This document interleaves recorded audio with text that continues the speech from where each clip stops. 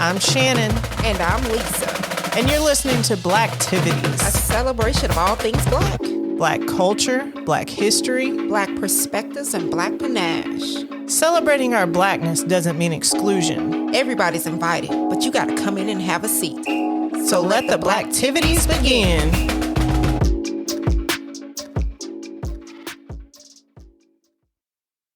Welcome to Blacktivities Pod. I'm Shannon and she is Lisa and we're your hosts. Hey. If this is your first time listening, we appreciate you listening today. And if you are a Blacktivities regular, we definitely appreciate you. Well, it's that time again.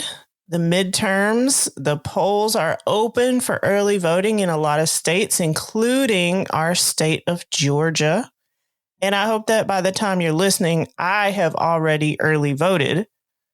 A lot of people don't turn out for the midterms, especially in the Black community, but the midterms are just as important as the presidential elections because a lot of the races are even closer to us and more directly affect the places that we live.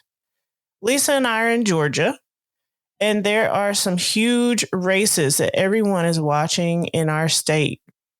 Because one, the gubernatorial race, which is a rematch between our current governor, Kemp, and Stacey Abrams, who is the hero of the Democratic presidential win. And for those who don't live here, just some background information, this race is a big deal because the first time they ran against each other, it was super close. And it was some contention because at the time, Kemp was the Secretary of State and he was in charge of the race that he was running in. So how you can do that, I don't know, but he did it. They do a lot of things. They make it up as they go. But Facts. Go ahead. Years and years and years. They make it up as they go. But go ahead. The other big race is between Herschel Walker and Raphael Warnock, which could potentially flip control of the Senate. And I think it's going to be really close. But if you don't get anything else from this episode, you need to get this. Vote, vote, vote, vote, vote, vote, vote, vote. Yes, vote. People, please vote. I have to say, difficult as it may be for African Americans and when it comes to politics, I mean, we don't pay attention to it as much. So when it is time to vote, we don't know who we're voting for. Most of the time, they go there and it's time to cast ballots, and they just voting for like signs that they seen on the side of the street, or maybe what their uncle done said. But it's very important that we do pay attention to what each candidate is about, what they believe in, because that marks the way on our future and our children's future. But I have to say this though, I'm gonna be honest, when this topic came up of like, hey, we could talk about politics, I'm not very keen on talking about it because I have to suppress my feelings a lot, especially, where I live. There are more Republicans, that I do encounter. And I feel like sometimes, maybe it's just me being Lisa, they say things knowing, okay, damn well, yeah, I'm Black. And you know damn well I don't believe that or I'm not into what you just said. But just like everything else, we have to suppress our feelings. We have to nod and just go along with it and not contribute. Me, I don't contribute to the conversation. I just let them say what they say and keep moving because I ain't got time for it. But, I mean, Shannon, I know you've been around people that say, yes, they need to bring Trump back, or it's hard to have a conversation with someone that has a Trump sweatshirt that says Trump 2024 and you're just looking at them like, bro, come on, man, chill out. Like, but it's very, very hard. And I do encounter a lot of people that come in and they ask questions and then they somehow transition to politics and they say, hey, did you find out this or did you know this? And the world would be a better place if they just, take us back to when, Richard Nixon, had us under control. Lord. I'm just sitting here looking at them like, bruh, like, damn well.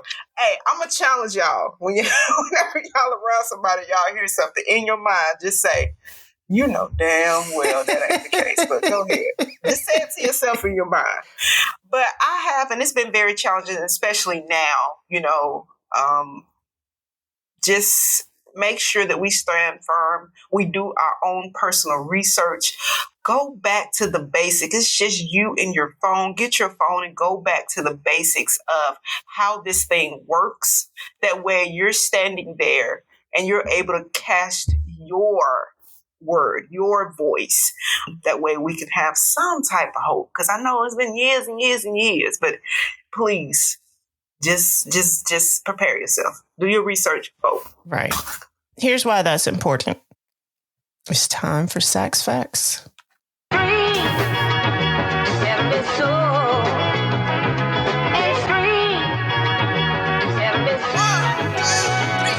Y'all, they have tried everything in their power to keep holding us back in this country since slavery went away. After slavery in 1865, they came up with black codes, which were these ridiculous laws specifically designed to keep getting cheap labor and keep us from having our rights, including the right to vote. Republicans in Congress helped to get the Civil Rights Bill passed in 1866. If you don't know, they flipped the party views back in the 60s. So they did it by overriding President Johnson's veto of it and ending the black codes. This opened the floodgates to black votes electing black representatives during Reconstruction. And this led to the passing of the 14th and 15th Amendments in 1868 and 1870. And those amendments granted us citizenship and voting rights on paper. But of course, we're not talking about black women because we are the last ones that got that privilege, as usual. We are always the last ones, but go ahead. We digress. But anyway, white people was like, uh-oh. And southern states found a way to cancel out that progress and keep black people from voting. They said, oh, okay, well, here's what we about to do. Pay this poll tax if you want to vote, which, of course, black people couldn't pay. Oh, take this literacy test, which black people couldn't pass. I don't think anybody could. You can vote if your grandpappy voted. What the heck? My granddad was a damn slave. Like, what do you mean?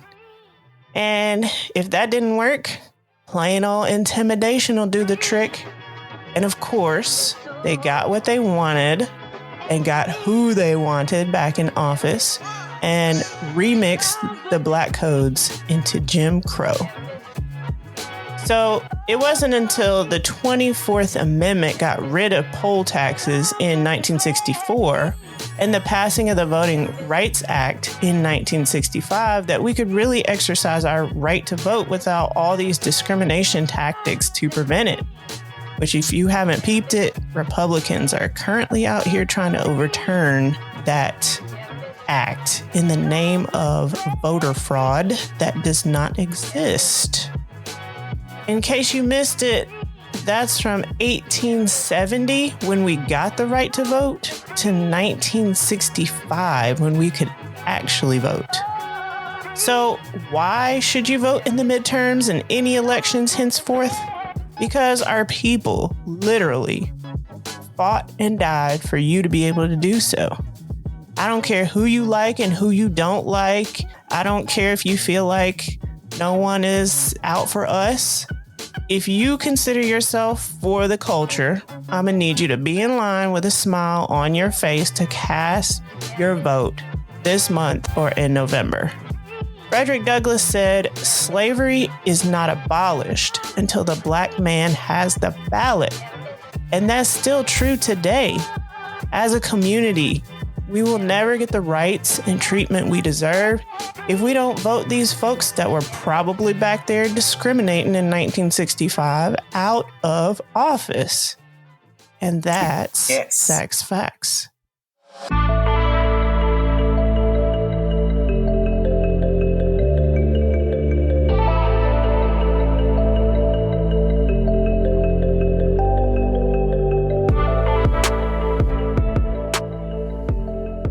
to applaud you on the sex facts on this one because, I mean, obviously, like always, it's very informative, but I mean, this is real stuff that each person, each African American should know, but it's very important that we know the road that, that was paid for us to have this opportunity and to just sit on our butts and not do anything but still complain when our voice, I mean, we have that opportunity, even if they say, okay, even if there isn't an African-American candidate, still go and look and see, what the other person believes in and then cast your vote from there. I mean, it's a step closer, so it's very important, guys, that we do take care of this.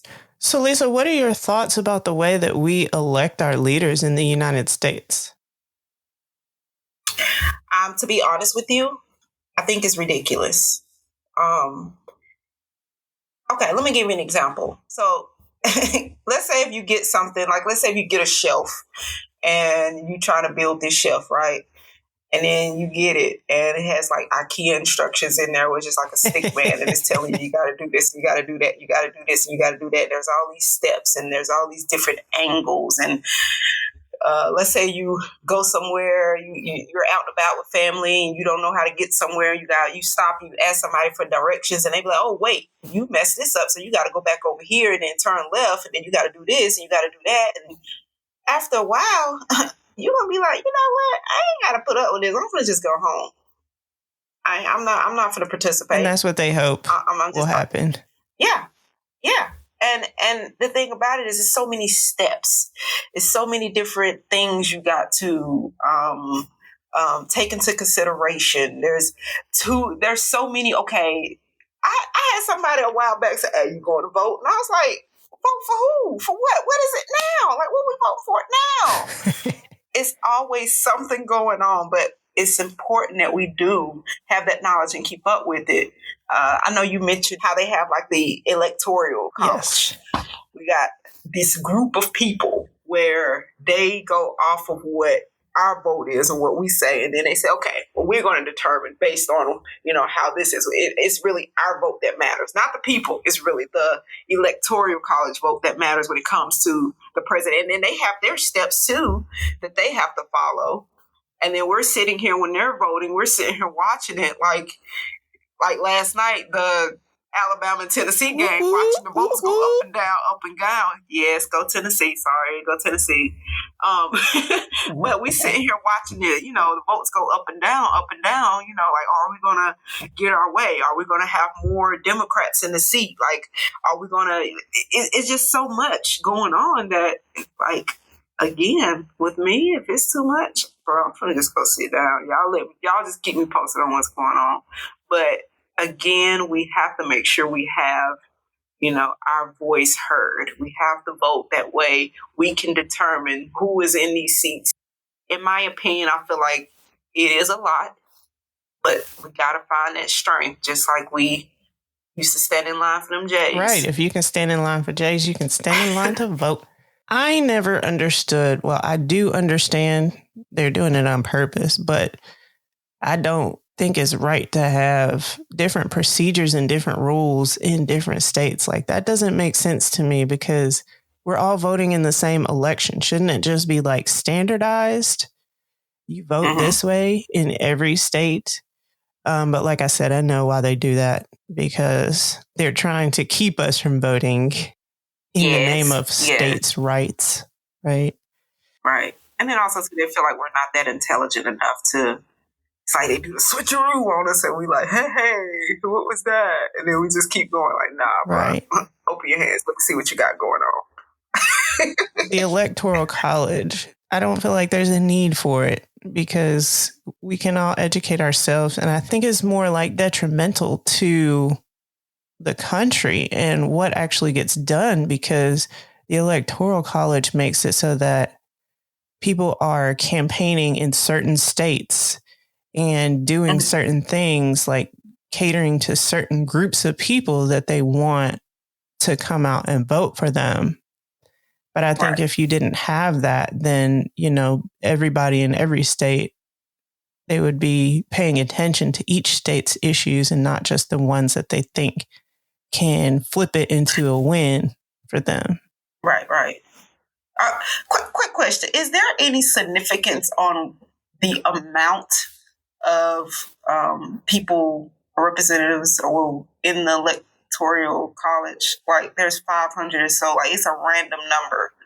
Like, why is it just that random number? It has to do with the size of each state. Like, each state, according to their size, gets a certain amount of electors. Right. But the thing is, like, when you have your vote in the state, pretty much all of those electors go to whoever wins the state. Right. So, you know, they want to win states that have more electors. Some states, they split it up. But most of the states, it's just if you win that state, then you get all of the state's electors. Okay, that makes sense. So another thing, too, is, yes, we have our own way of doing things, but in other countries, I mean, they do things differently. You know, they have their different procedures and rules. I was doing some reading on this, and did you know that in Argentina, Austria, and Brazil, their minimum voting age is 16? So the reason why I bring it up is my daughters, they sit down and they talk about politics, which led me to get a little bit more serious and pay a little bit more attention. And I'm thinking, just imagine if, you know, we had our 16-year-olds here, because our younger kids, this generation, they pay attention. They don't have no choice when they on TikTok. They see the slander of the candidates. I had my youngest come to me asking me, no, we were watching something on YouTube. I had it on the TV in the living room, and an ad came up about Warnock, and she said, "Oh, there go that Warnocky dude again." And I'm sitting here like laughing, because it's like she see this. It's like it's imprinted in her mind because she see the slander, so of course she's gonna possibly believe that he's a lying, whatever they were saying. But I just think how significant it would be if we had that minimum voting age of 16 like these other countries. You know what? I don't think they want that. Because to me, like, looking at the situation as a whole, it is a small group of old white men who want to continue to have power. But the country is changing. And for younger people to be able to vote, that would not be in their best interest. All right, let's talk about this race between Stacey Abrams and Governor Kemp. I think Stacey is super smart. Like, she's a Harvard grad, right? Yes, very And every time I hear her speak, like, she does not back down. And I'm like, yay, like, go Black woman. I've listened to a couple interviews, and I don't know if it was something, you sent me something, I don't know if it was that one, but I did listen to one, and I wasn't aware that she had this playbook. Like, she has this plan already written out. And for her to have all of this written out, like, this is what we need to do, this will fix this is my plan. There's been candidates that was nowhere near having a playbook. They had other people just tell them, hey, it'd be a good idea if you do this. Like, you know what? Yeah. That's why they credit her with Biden's win in Georgia, because she was following her plan. She had people mobilized to help her. And so they credit her with flipping Georgia. And this is true. But I feel like it is very, very important that we do have someone such as Stacey Abrams. And again, I am so for her.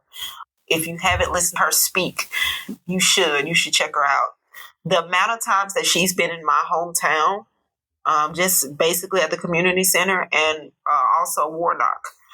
It shows how much, they do care. And I'm not just saying it's just because she's a Black woman. I pay attention to candidates regardless on their race to see how they are in a community, because how can you say you're the voice for a certain set of people if you're never there? We never see you. Right. So I think it is very amazing on how she is firm, how, she sits up and she has this, queen-like stature. Well, we can say king now. This king-like stature. And she comes with facts. No matter what, she comes with facts. And you can't deny that. You know, she knows what she's talking about. She knows what she's doing. And that's what we need. Someone in office that can come, and when someone asks you a question, you can answer that question intelligently, with facts, intelligently, with facts, and leave the interviewers like stumbling. But that is very intimidating to white people. And I have to agree. That gives me a bad feeling. Like, she's smart. She knows what she's talking about. She's well spoken. She does not cower or back down. Like, that's scary to white people. And it's proven facts that when Caucasians are intimidated, then it doesn't have a really good outcome. Or, you know, and I'm not, saying this to be, it's just, I'm proofs in the pudding with especially African-American leaders, what has happened, or, the road that they went down. So it's very important, again, that we take the higher approach and we stand firm and back up these people, or regardless on who you believe in. We're not saying, hey, go vote, for Stacey specifically. I am. I thought it was going to be neutral, bro. Well. Black power in this? All right, let me bomb my fist up. Okay. so I say, regardless on who you're looking into, when it comes, do your research. And I'm going to keep saying this to the end of time. Just do your research. Why not start with someone that is intelligent and, can do the job? Now, I don't have a good feeling about this race, though. I want Stacey to win. I just don't know if it's going to happen. One, because it is intimidating to white people and they probably will not vote for her. But also, Kemp this year has spent every amount of money that Georgia has, including the COVID money, the federal COVID money that he said he didn't want and was not going to spend. He spent that money, and he's spending the money to give people money. Like, I got a little bit on my check and they've given some to teachers, but it's like he's trying everything he can at the end to now win over people's favor. Now, let me tell you, yeah, he did. He's spending his coins. But Mr. Kemp, let me just tell you, I know a lot of that money went to people that do receive assistance, the food stamp recipients, the Medicaid, Medicare people. They did receive some coinage. But I have to let you know that I did talk to some people that did receive that. And they said, we appreciate you, Kemp, for giving us this check that has your name on it. But we still going to go in a different direction. So, yeah, it's bananas. And he ain't the only one that has spent money, to spend all of his campaign coinage to win that vote over, which is crazy. But hey, what do you do? But I don't think, in my opinion, that his tactics is going to help him. I hope not win this. I was just thinking, the people who usually vote, they're going to come out and vote. But the people that Stacey needs are the people that don't normally come out to vote. And with Kemp not rocking the boat and trying to do little things to get people on his side, they might be like, well, everything's all good. Like, he's not rocking the boat. So they might not come out. But even bigger than that, like, I'm afraid of what her losing means for Black women because of, how strong she is. Does that mean that a Black woman like her has to continue cowering, has to continue settling for what we get? I have to say, though, where I don't want to say cowering. It's just like, the proof's in the pudding. Years and years, like we have to fight harder when it comes to positions, even something small here that we're dealing with, us as regular people, we have to fight harder, with our jobs and other things. So, I mean, we already know that she's going to have to fight harder when it comes to getting a position, that role that is so strong and important and significant. She knew what she was up against, which is why she comes with her receipts and facts, and she knows what she's talking about. So that's why we see her often, because it's going to be up to us to back her to make sure that she gets in that place. She's like, look, y'all, I got it. But she's going to need us. That podcast that I sent you, they were talking about, if she loses, then that was a test of her blueprint. But to me, it's not a test of her blueprint and whether or not it works. To me, it's a test of racism and people's views of a Black woman, a strong Black woman. Because if she loses, I don't feel like that means that her tactics don't work, that her plan doesn't work. I think it's more of a statement of, this is how people in this country feel about a strong Black woman. But let's switch gears a little bit and talk about this race between Walker and Warnock. Okay. Which is bananas. It is very. I am so dumbfounded how the people who don't have the experience or the knowledge or the education is put into positions to where they can be rulers and they can, be strong figures. And you look at them on a simple interview and you're just like, what in the world? My mind is blown.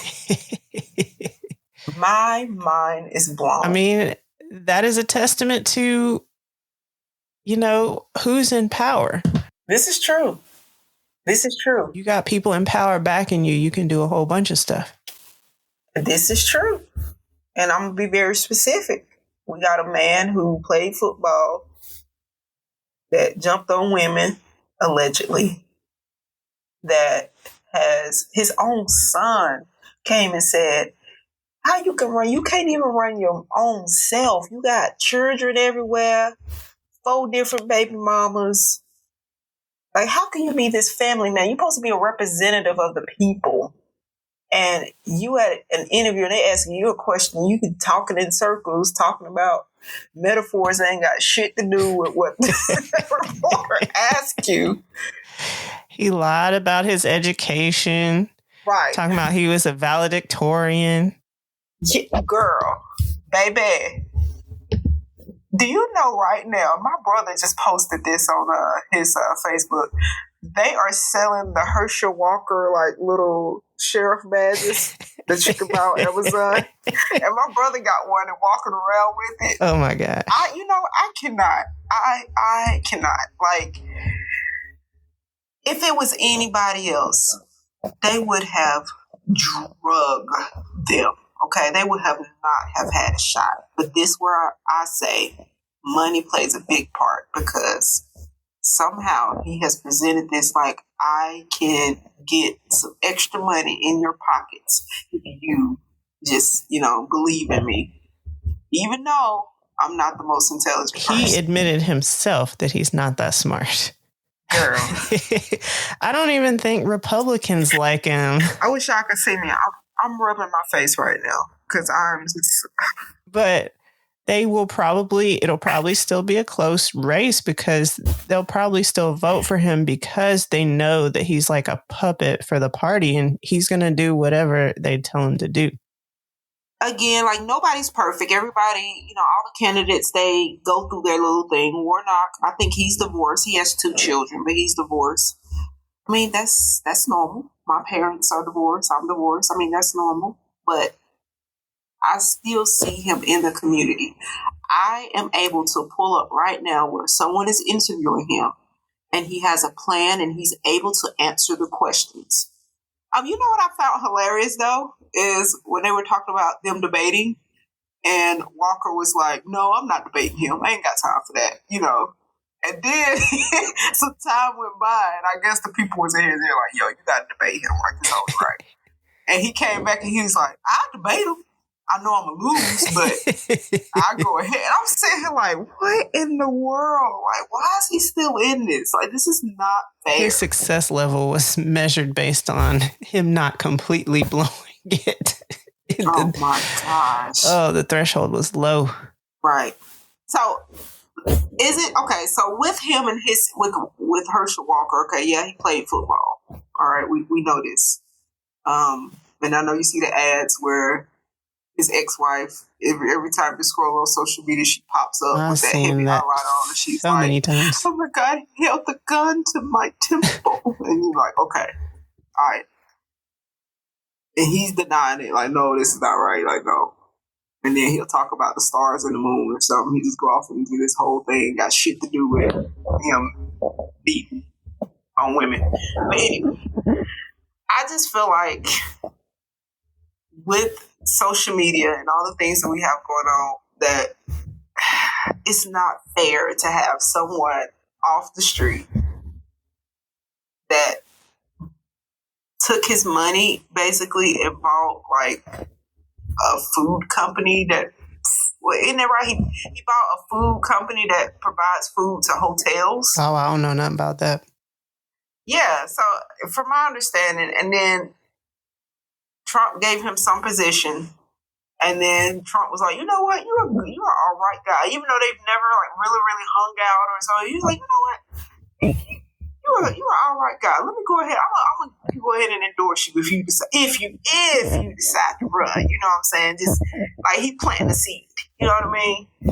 So of course, Herschel Walker, who said, "You know what? I'm not that smart," was like, "You know what? Trump said I can do this, so I'm gonna do it." Have no inkling. I bet this man can't tell you what the electoral college is about. You don't know how many in there.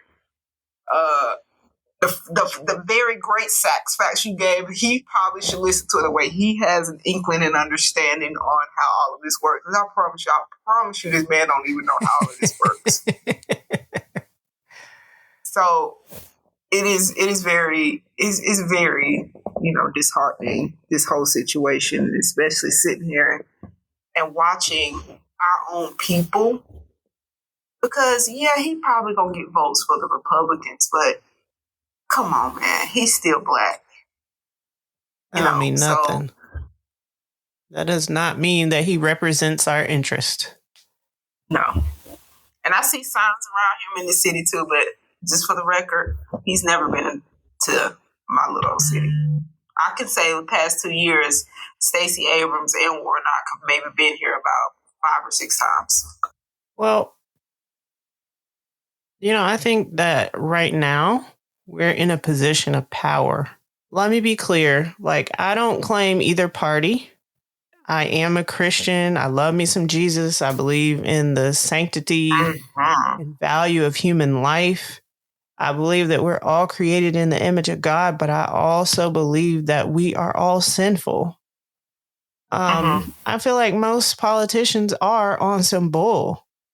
And I don't think that any of them have done enough for the Black community. Like, a lot of people blame Obama for not doing enough, but he had to play that game because he knew that how he played out his term was going to affect any future Black politicians. Right? If he messed that up, it's done. So, yeah, I don't blame him for that. I think he did what he had to do. But I'm like somewhere in the middle because both parties on the far end, they be doing too much. But I can say that I've never voted Republican because of the way that the party has positioned itself. I feel like if I did vote Republican, I would be voting against my own interest. Because I feel like they're trying to take us backward and trying to erase all of the progress that we have gained for Black people. They're trying to get rid of it. They're trying to reverse it. I don't know. I just feel like we're in a position of power right now because we got them shook. Right. When Georgia went blue, like that shook them up. That stirred up everything. And they are doing everything they can to try to keep that from happening again, because they saw that it could happen, right? They could get voted out. So they started redrawing districts everywhere and making it so that it's a no fail. Right. Like, okay. For them. I feel you. It's like, okay. So they like, okay, we got this amount of Democrats and Republicans over here in this area. But there's more Republicans in this area, but there's not a whole lot over here. So what we're going to do is we finna redraw the districts, okay? We're going to redraw it, okay? To make it so-called, and I use this loosely, fair. Right. Right.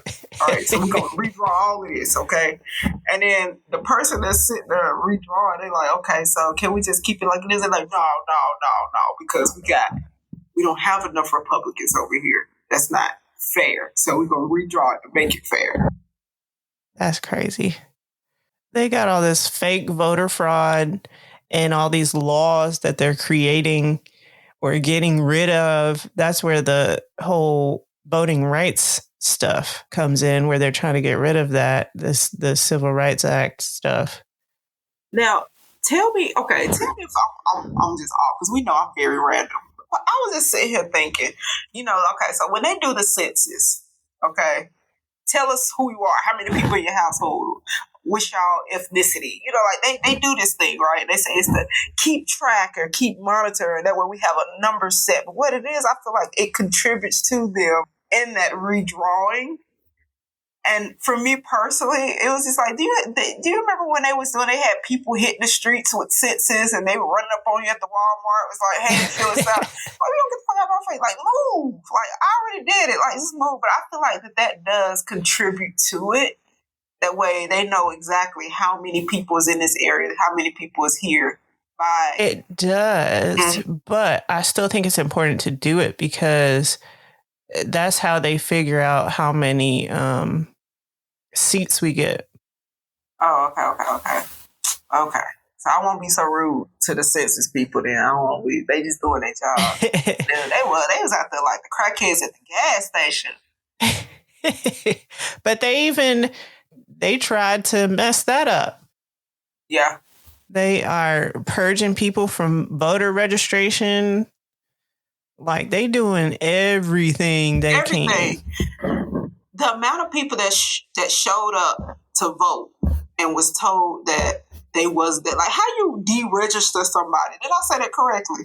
They registered to vote, and then they go in and like, nah, your vote, it expired. Like, it's no good. Or we don't even have a record of it. Like, I voted last time. They're like, we don't know what you're talking about. They got purged. Yeah. It's like, how is that even possible? It's ridiculous. Like I said, they make up the rules as they go. So some people might disagree with me when I say this, but I'm thinking we got to take one for the team and like just vote the Democratic ticket, regardless of how you feel about the party candidates right now. Like, I'm not thrilled about some of the candidates myself. I wasn't thrilled about Joe Biden, but the alternative was... Bless his heart. Yeah. We were. Y'all finna get off my Uncle Joe. I tell you what. Y'all finna get off my Uncle Joe. Especially in Georgia, though. Like, old white male Republicans rule Georgia right now. There's no opposition to their power. They can do whatever they want to do because they don't have enough people on the other side to have to negotiate with them. There's no balance of power. And I think if we take one for the team and we just start voting out these people, then that is like the only way we're going to have a fair shot at any kind of progress. Because the people in power right now, they for sure don't care nothing about a Black woman's needs. I can tell you that. Right. So if it's okay, let's move along to this Blacktivity.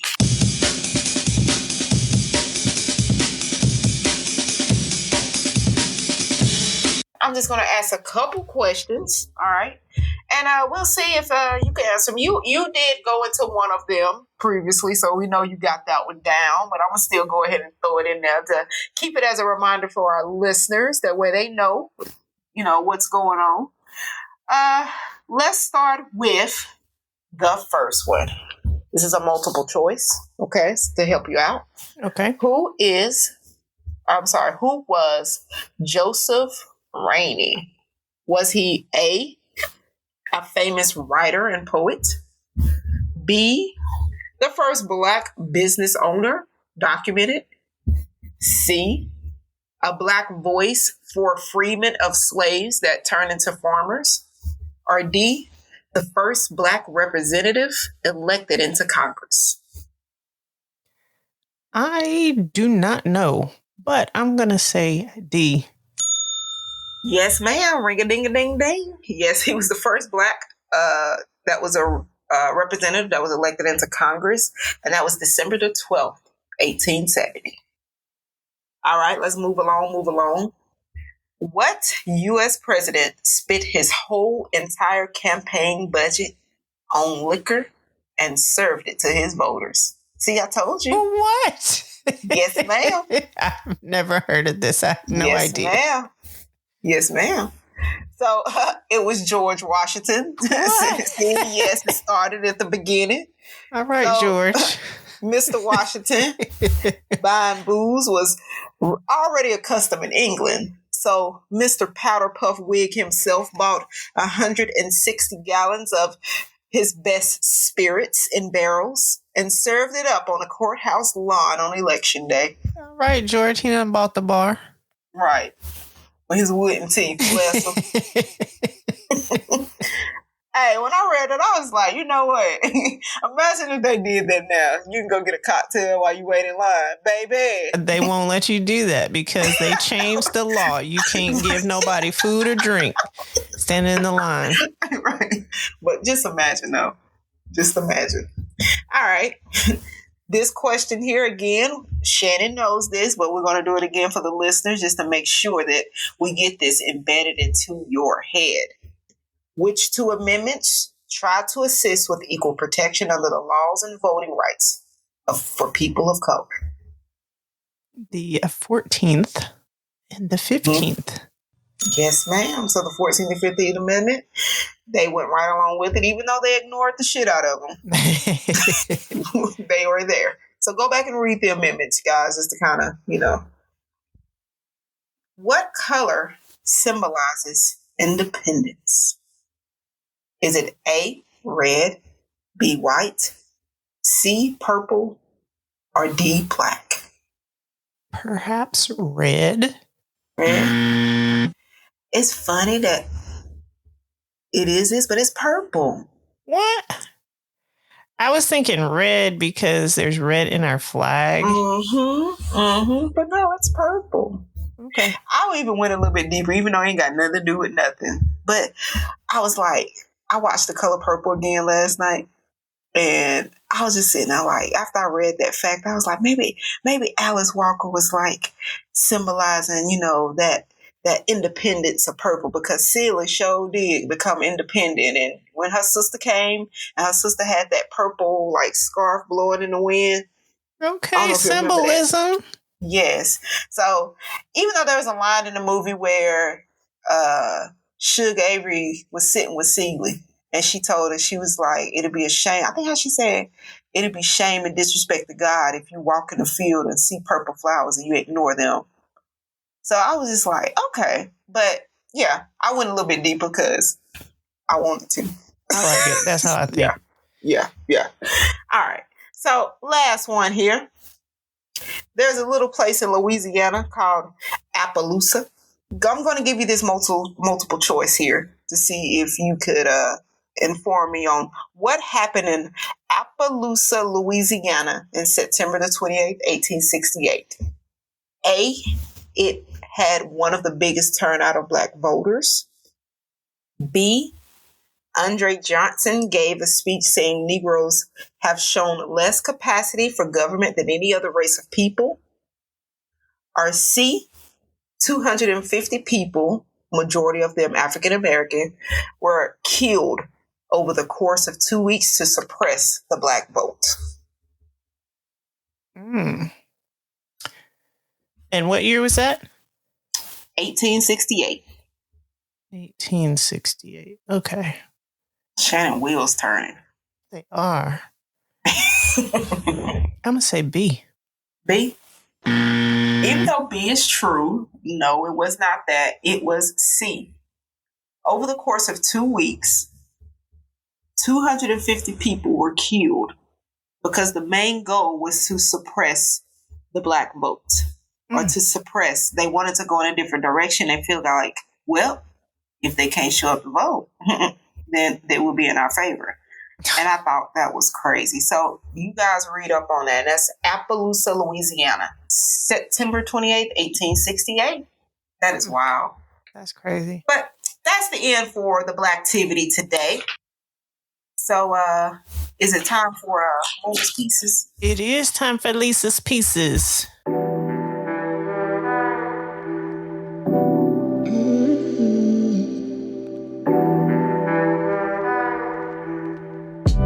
So this one is titled Do What You Want to Do, but Do the Right Thing. Blind eye to blue skies, visually view the difficulty that grew, the vines of rights cut with razor blades, dreams sliced into two.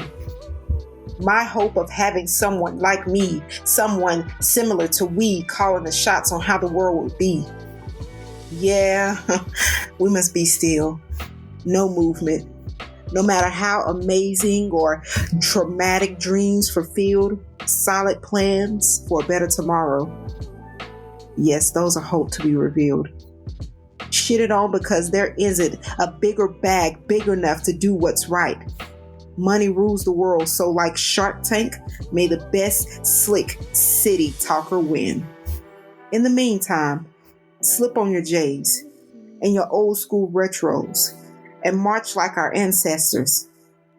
Speak out, let your voice be heard no matter how small you may feel it is. Remember, the outspoken always get fed.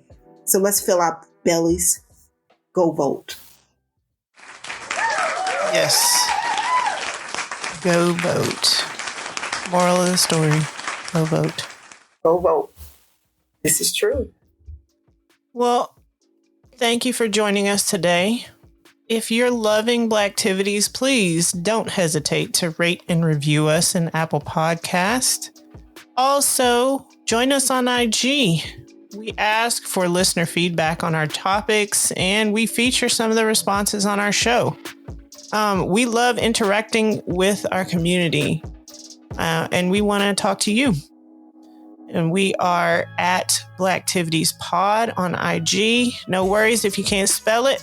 We got you. Links are in the show notes. In 2 weeks, we're going to be back with another episode. So if you want to make sure that you get it when it drops, you got to subscribe and get that automatic download, baby. Until then, king and queens keep doing big things. Yes, ma'am. And vote, vote, vote, vote, vote. Yes.